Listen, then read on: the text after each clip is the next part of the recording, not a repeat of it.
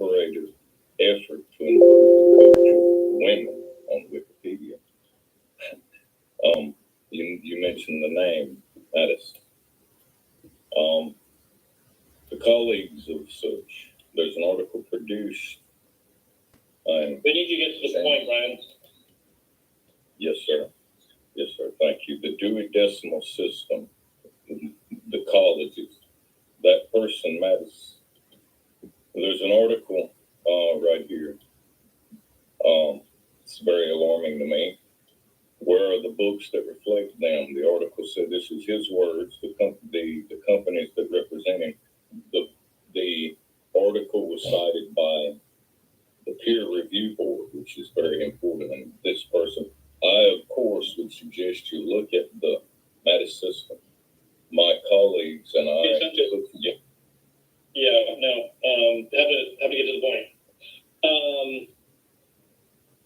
Sorry, but time is precious. Chop chop. Charles, has there been any more reporting on AI within Twitter? Because Elon has made some of his typically vague comments about I was involved with OpenAI, but then I left, and OpenAI is woke and it's dangerous and blah blah blah.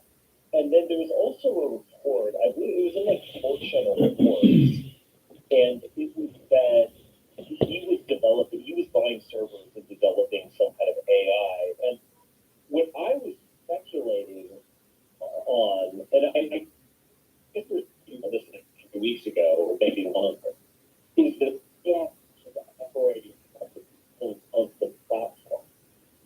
And something that is concerning. I mean, you no longer need tweets on it. You no longer need an IRA. You no longer need a mindless scan. You can almost use AI to deep discourse on the platform. Yeah, I mean, look, I just don't think the OpenAI stuff is going to be allowed to happen in quite the way Chinese and the Israelis and the Chinese Israelis want it to happen. I think the British and American intelligence services have an eye on it, and I think there's going to be a lot more restrictions around it. Certainly, I've had a lot of conversations with people at the National Security Council, and I've basically made the case that OpenAI should be banned. It's computationally very expensive. It requires a lot of resources. It's not clear to me that the amount of compute relative to the objective actually makes life better. And it seems to me that what's happening is that it's another use for NVIDIA chips rather than cryptocurrency, which is being shut down by the government. So it's kind of interesting how fast people mutated from being pro-crypto to being pro-AI. That, to me, is kind of the test. Oh, so you're suggesting that it's an excuse for buying NVIDIA chips. That's interesting. And I think the evidence kind of supports that, by the way, for what it's worth. And I've had a lot of conversations with people about that. And of course, OpenAI, is backed by Microsoft. Microsoft is looking for new uses for all of its machines because Microsoft can't guarantee the security of its Azure cloud, given all the Israeli and Chinese developers who put holes in it. And our friend Jeremy, who's here, who can't speak because he's with his beloved, but Jeremy has done a lot of very good work on the JEDI contract and all of the ways in which the JEDI contract, which was an effort to take a lot of our sensitive data from the military and put it in Amazon or Microsoft, the ways in which the JEDI contract was very penetrated by the Israelis and by the Chinese. And so I think they abolished the contract altogether. Isn't that right, Tom? They sort of reduced it or whatever. Yeah, I believe so. Jeremy can give me a thumbs up or a thumbs down if I'm right on that, but I'm pretty sure that was the case.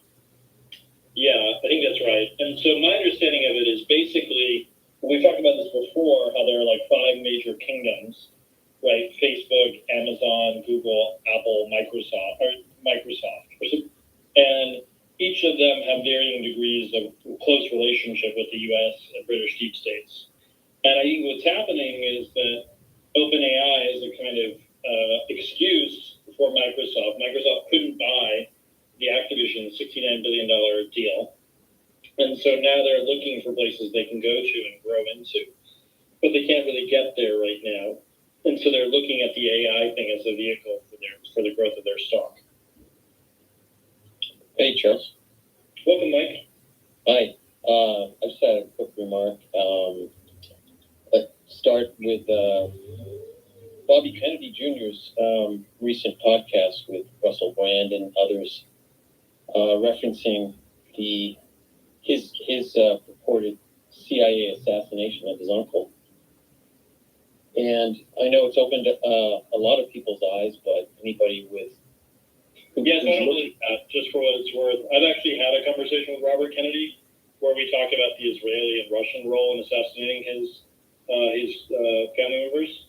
And so I actually don't believe he actually believes that, for what it's worth. Well, anybody who's looked into it can come away with a pretty firm sense that that actually happened. But yeah, the Israelis and the Russians were involved with it. Yes, I agree. Perhaps, but there was not. Sorry, don't have time for the kind of CIA did the Kennedy assassination thing. Not interested. No, that was based on he did not want nuclear proliferation, and I mean, look, I've literally had conversations with Robert Kennedy about this very topic, and he admitted to me then, this was like 4 years ago, that, and by the way, I know a lot of the Kennedy family, right? None of them are backing Robert Kennedy in this bid. Caroline Kennedy is ambassador to Australia. I have companies that operate in Australia. I went to school with Rory Kennedy, the prep school that is. We were friends, so there's this kind of like Robert Kennedy bullshit that's being promoted. And I think it's being promoted as a way of like trying to challenge Biden somehow. And I just don't really have any patience for it because I don't see any evidence for it. And what's more, I think that he can be correct about the problems going on when it comes to the vaccine industry, which is certainly something I shared as criticisms of. But I think that running for president and putting a kind of like pro-Russia spin on things, it's just not true. Like, we posted earlier the whole curious detail about Jack Ruby. I'll throw that up in the Jumbotron. Yeah, put that up in the Jumbotron because people need to see this. And of course, we never talk about the role of like Mexico in the in the assassination, nor do we talk about the role of Russia in the assassination. And certainly there were a lot of CIA officers present that day in Dallas, as one would expect, because the CIA in those days operated within the United States. And still does to some extent, certainly for Natural Resources Division, which is, largely, it's a very large group of people that still operate within the U.S. So, yeah, I mean, Tom, do you want to read that to people and explain the significance of that article? Because I think people should really kind of understand it. Yeah, let me read it real quick. So this is dated November 30th, 1963. So this is 8 days after the assassination, right? And it's titled Jack Rubenstein, once promoted to entertainment.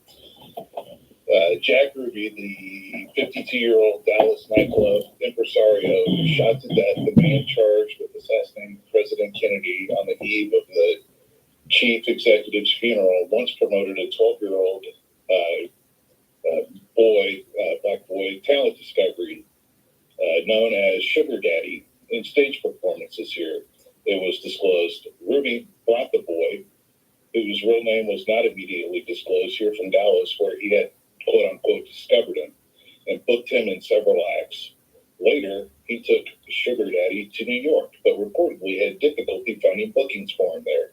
A picture of Sugar Daddy and Ruby is a song and dance art here in 1957 was released by the impresario's turned Slayer's brother, Hyman Rubenstein. Rubenstein is Ruby's real surname.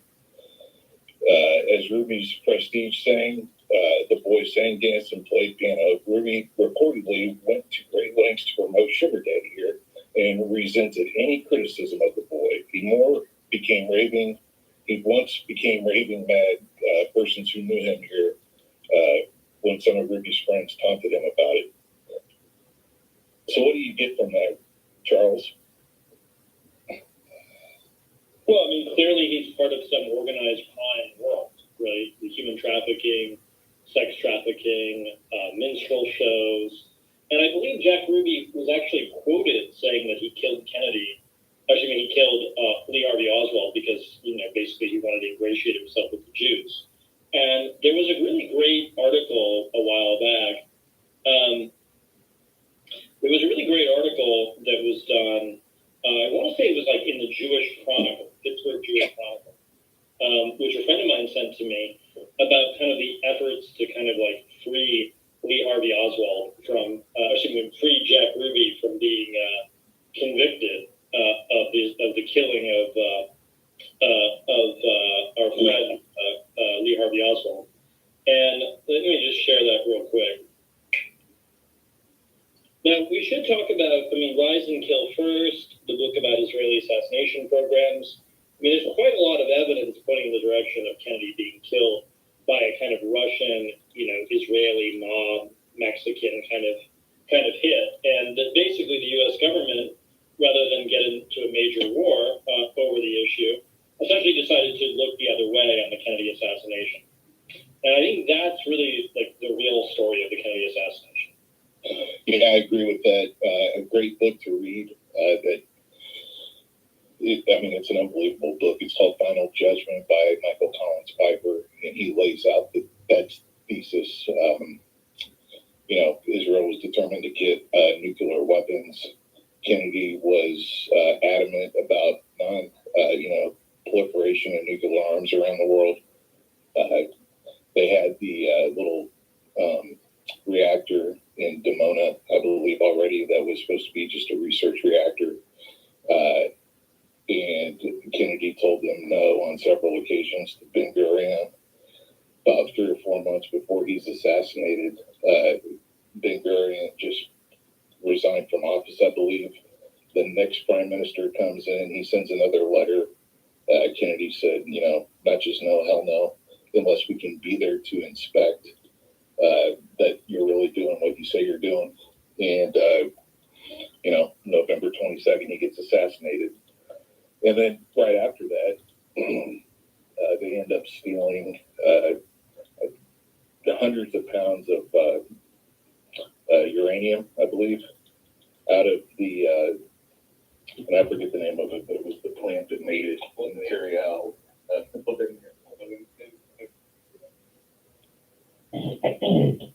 didn't hear you, Chad.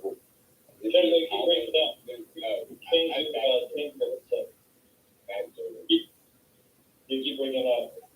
And so people in the intelligence community knew that was going on.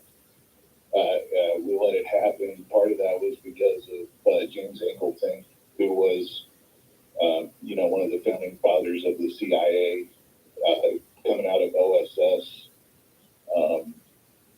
who was in charge of the Israel desk, but then also counterintelligence, but then all of counterintelligence, I believe, from that region had to go through his desk as well. And he became very, very, very close with the Israelis, and was like, they're quoted of saying about him that he is like a Zionist. Like he was the top Zionist of them all, even though he wasn't, Jewish. And they knew that if the thought was if they tried to, bring up this as an issue, that the investigation or to be able to actually do anything was pointless, because it would just get shut down. Like people in the FBI, people in CIA, etc. So it just kind of happened, and the rest is history, I guess. Yeah, it's kind of a disturbing idea to think that we had a kind of coup, right?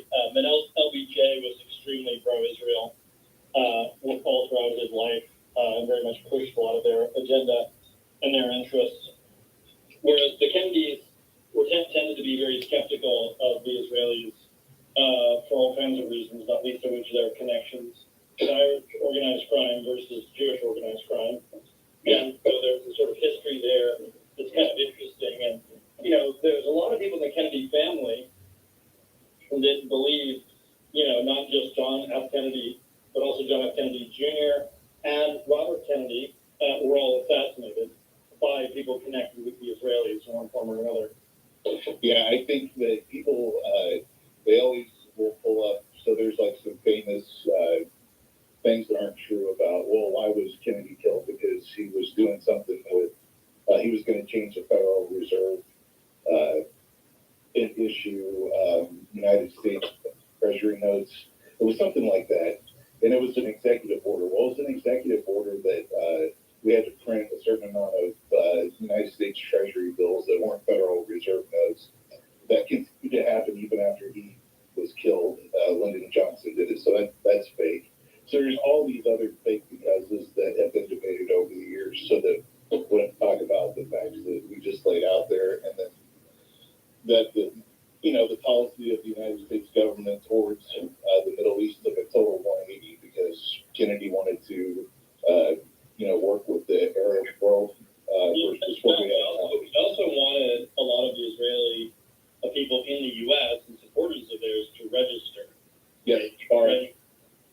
Yeah, he wanted to register under FARA, and this was a non-starter for a lot of them.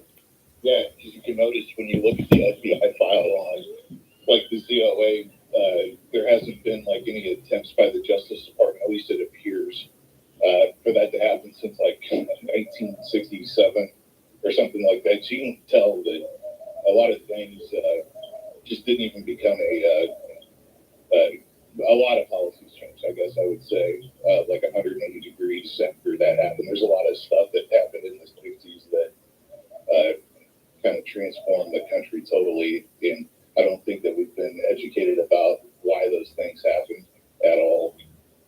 There's just been a lot of miseducation and, things like that. So our sense-making ability has been degraded for a long time over like basic core things. Yeah, I agree.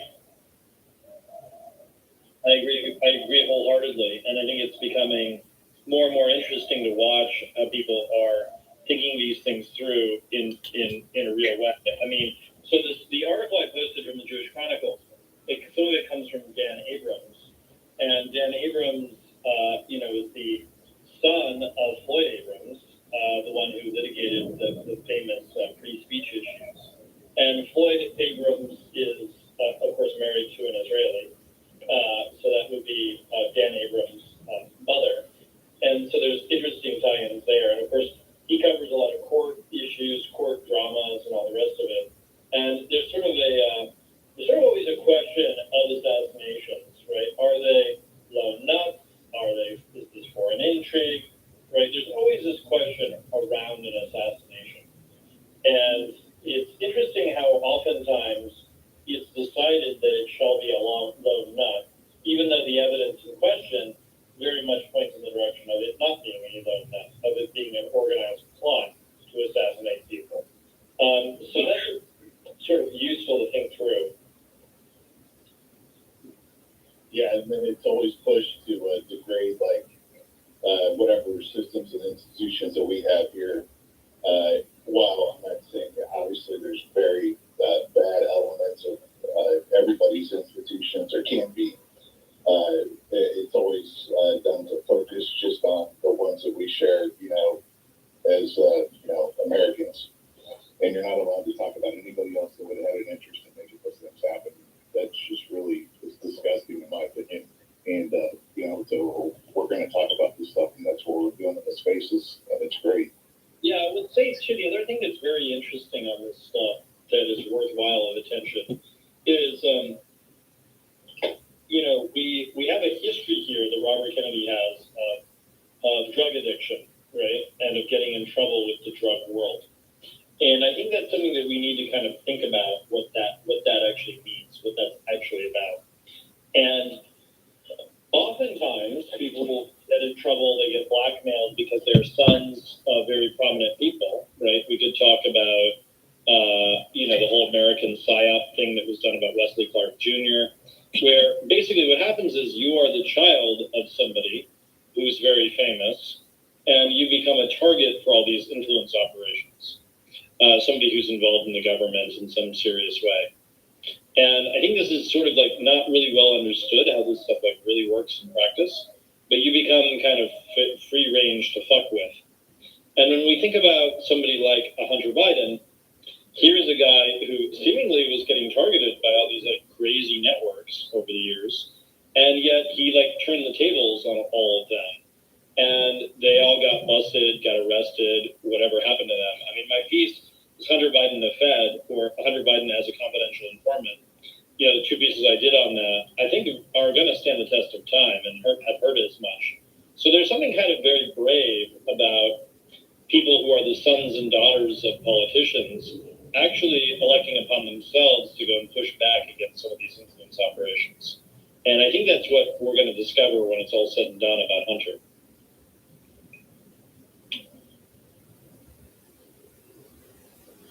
You know, that famous scene from The Departed, right, where he says, do you want to be a cop or do you want to appear to be a cop?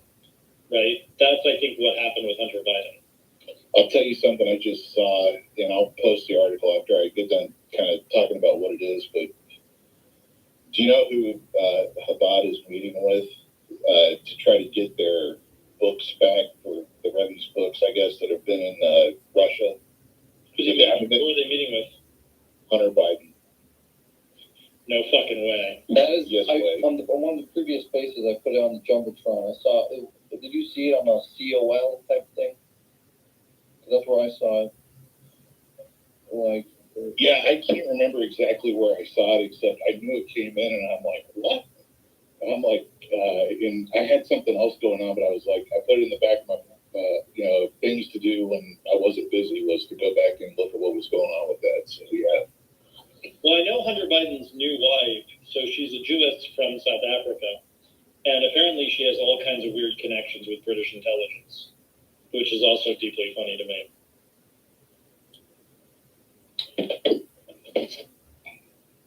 Makes you wonder, right? Makes you chin stroke on these things. Yeah, it's,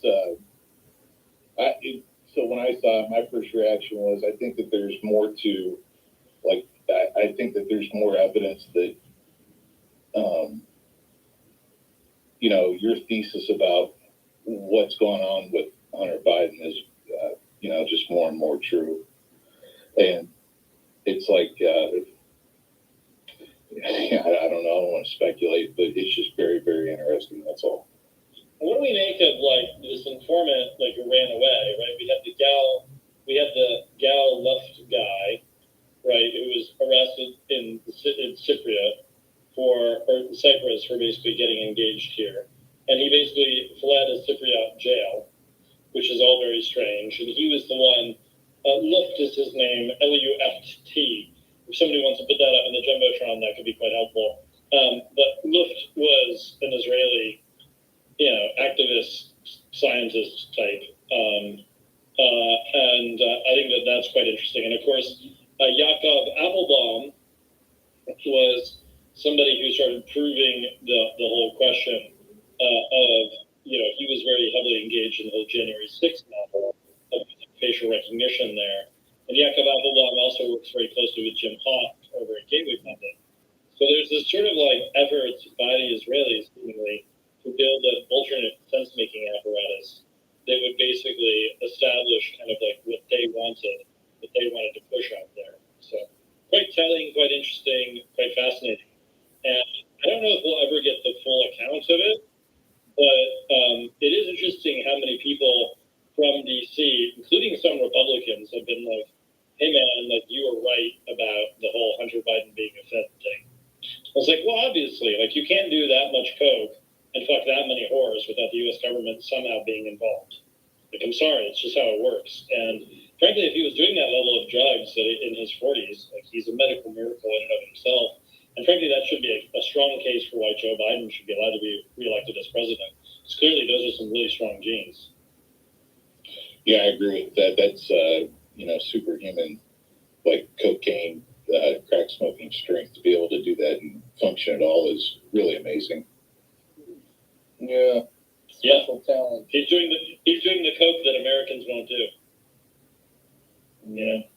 And crack, no less, too. So, yeah, I think it's pretty impressive, pretty interesting. I see Tom posted the article that you were talking about before on the Jumbotron. With Gal, What is that? with Gal Luft? Which one? Oh, the article I wrote? I hadn't seen it. Oh, yeah. Yeah, so that's interesting. I hadn't seen this. Chabad, Kanim. Yeah, it's interesting, right? So when did this story come out? I haven't seen this as yet. I think it said like 6 days ago. Yeah. I mean, it's pretty obvious what he is, right? Doesn't it speak for itself? I'd be interested to get Caramel's take because I think he's Hunter Biden Fed skeptic, and so what do you see from it? What do you think? Well, personally, from what I mean, it just seemed like he was at an event, and it seemed like he was in with the family, and he was kind of just being polite. That's what I saw. Maybe it's more to him, just going, yeah, absolutely. Oh, yeah, books for sure, absolutely. Oh, for sure. Yeah, let's take a picture. Yeah, fuck out of here. I don't know, that's what I got, but could be there's more. No. There's a long tradition of people using their family members as vehicles for national security related matters, particularly as spies tend to travel in. Does he have connections to Russia, to Putin and stuff? Well, if you look at Hunter's history, he's always meeting with spies, and those spies are always getting arrested, and he's always ends up being fine. You have to imagine living in a world. So, like, this is how I know it actually works. Okay, when you're a spy, right, or a confidential informant, or a CHS, or what have you, and you're doing all these favors for the U.S. government, like has no problem with you taking and keeping some of the money that you're getting paid, right? Like they don't care because you're doing a solid for Uncle Sam. So there's that aspect of this, which I think is really quite telling and interesting. So here's kind of my assessment of what happened. So there's potential gun charges, and there's potential IRS charges. Now you can just throw those IRS charges in the garbage. Like those will never happen. He will never get in trouble for that. Okay, it's just never going to happen. Sorry, like people can believe whatever they want. Maybe he'll have to pay some nominal tax penalty or whatever. And then what will happen is they'll go leverage somebody else who's compromised, who's a spy or whatever. And then they'll form a new business with Hunter Biden and then they'll pay his tax liability. Because what happens is people get in trouble with the U.S. government all the time. And what happens is they then cut a deal with Uncle Sam and they become helpful in all kinds of interesting exotic ways. So that's how it goes. So, I mean, I've had people want to bet me on this, or whatever, but nobody's seemingly taking my bets anymore these days. Yeah, I mean, that wouldn't be very smart of them. This stuff.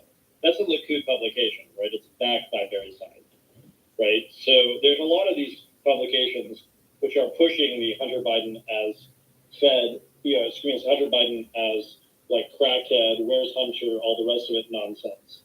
There's a number of these places that are pushing that, right? And that sort of needs to be understood in that context as well. So, Yeah. But you can see on all these Twitter accounts. I mean, George Santos tweeted it. George Santos, the first thing he tweeted after he got indicted, comes back to Twitter. Where's Hunter? All captions. Yeah. Ask yourself what the fuck that's about. Yeah. Look, remember the other day, May 12th, marked the 1998 was when the Israelis admitted that Jonathan Pollard was one of theirs. Okay? That means that he was arrested in 1985. So that means for 13 years, he was in a federal prison, and the Israelis never admitted he was one of theirs. Well, when you put it like that, I mean, it took them 1 year to admit about that. The journalist, what's her name? I forget her name. But the journalist who got shot in the head, and they denied it, and they wrote, like, people saying, oh, we're going to sue you, and then they're like, oh, yeah, it was us. You know what I'm talking about? Yeah. Yeah, Shireen Abu Akleh. Yeah. So, Yeah. So think about that. Concentrate on it, like chin stroke on it, right?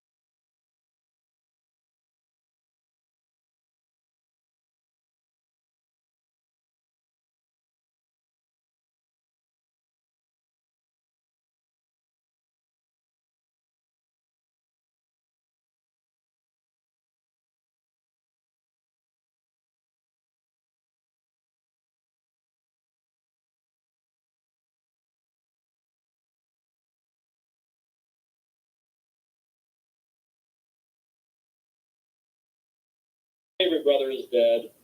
And so what do? You try to join Navy intelligence, right? And he does try to join Navy intelligence. And what happens? They say that he pops a positive on a drug test. Now, I don't know, if I'm the Navy and I'm recruiting people, maybe I create the illusion that he popped a positive on a drug test. Or maybe he pops positive on a drug test, and that's an argument for why he never actually was in the Navy. Or maybe he's sheep dipped into the Navy, which is something that happens all the time for naval intelligence, for other intelligence assets out there. And I know there are people in the space who are law enforcement, and they know what I'm talking about. There's all kinds of ways in which people become assets of the government. All kinds of exotic, exciting, interesting ways in which that goes down. So that's my theory of the case on it, if that makes sense. And I posted it up in the Jumbotron. I've written about Hunter quite a lot in very kind of almost favorable light. And I think this is one of those ones where I'm going to be absolutely 100% right. You think we'll ever find out, like, publicly? I think so. I think we'll find out some version of it. Or more precisely, we'll see the whole thing kind of go away. That would be my sense of it. I mean, that's going to be a big, just so you understand, the entire right, like, that's what they're holding on. For it to go away, that would take some pretty strong, pedaling away from the whole sphere online and everything. Well, I mean, how often is the right, the sort of crazy MAGA right, how often are they correct about this? Yeah, not a lot. So the big whistleblower who was supposedly going to come forward was Gail Luft. Okay? Gail Luft was the big whistleblower. And, you look up, like, who is this person? Right? Gail Luft. And you look at him, and he's, like, very obviously Israeli. Shocker.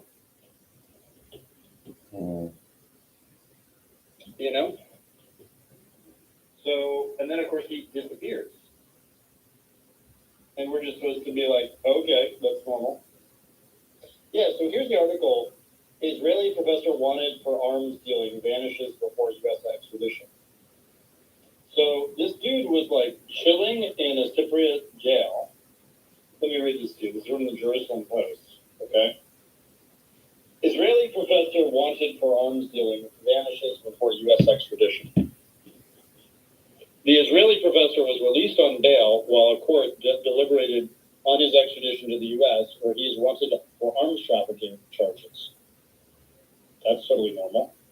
Israeli professor, the Gal Luft. Like, imagine having a class with a professor who gets busted for arms dealing. Just think about that, right? So Israeli professor Gal Luft, who is wanted by U.S. authorities for arms dealing, has gone missing in Cyprus after a Larnaca court had released him on bail, Cypriot websites Fila News reported on Wednesday. Luft had been arrested at Larnaca International Airport in southern Cyprus after Interpol issued an arrest warrant against him on suspicion of arms trafficking to China and Libya. He was then slated for extradition to the United States. The Larnaca District Court released him while deliberating on the U.S. extradition request after it ordered him to pay 150,000 euros as a guarantee, to put up another 250,000 with a guarantor, and to present himself at the Central Police Station at Paphos, where he lived at the time, at regular intervals. On March 28th, Luft did not appear at the Paphos police station as required. On the same day, his lawyer declared Luft a missing person and expressed concern for his client's life. The Luft abandoned vehicle was discovered a day later, and according to Fila news sources, Cypriot police are considering the possibility that Luft has left the country entirely. Pretty much speaks for itself. And he is supposedly the informant that James Comer has built his whole case on.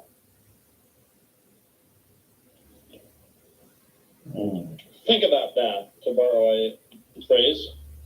Think about that.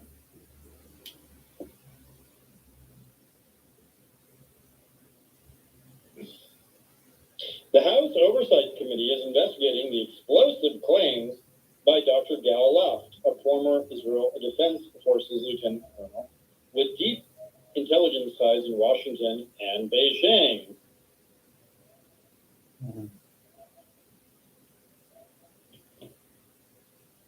Where is key witness Gal Luft? The Hill declines GOP subpoena on Biden alleged criminal scheme. And there's Steve King tweeting about it. Had a feeling this whistleblower was Gal Luft. Biden had him arrested in Cyprus under bogus charges. These are just tweets about this stuff. I don't know. Kind of weird stuff, man. Makes you think. Well, I don't know. Does anyone else have anything they want to add on this? Because otherwise, I think we may call it a day. I don't know you, sir, Mr. Hussein Hill, the narrative assassin. That is a pretty dope name. I'm not gonna lie. I know it. I've talked to him before. Maybe Is he full of shit? What do you think, Chadigal? No, I've talked to him a couple of times. I've known him for a while. All right, Chadigal, Yeah. you misbehave. He owns a newspaper. Oh, well, if he owns a newspaper, he must be literate, so we'll have him on. And we'll have Karsh too, because that's just entertaining. He's a good dude. Assalamu alaikum, Karsh. Yeah. I'm MAGA, and I'm pro AF and MAGA. So I don't think that your characterization is accurate, sir. I think that, quite frankly, we understand that Israeli subversion is occurring, but I think that also we also know that MAGA is the one true the actual place for us to be, man. You know, Chuck Johnson, please spare. You vouch for this dude, Chadigal. Chadigal. I told you, Chadigal.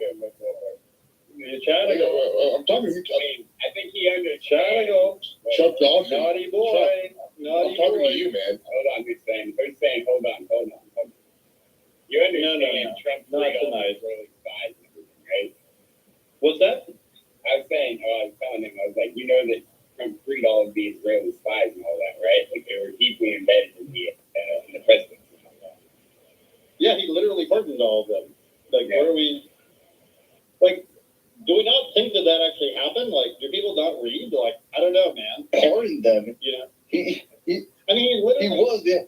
Trump's, like, Jonathan Pollard, who, like, he was a huge spy with the Russians. Jonathan Pollard gave up all kinds of information for the Russians and the Israelis, which killed people that family members of mine knew, okay?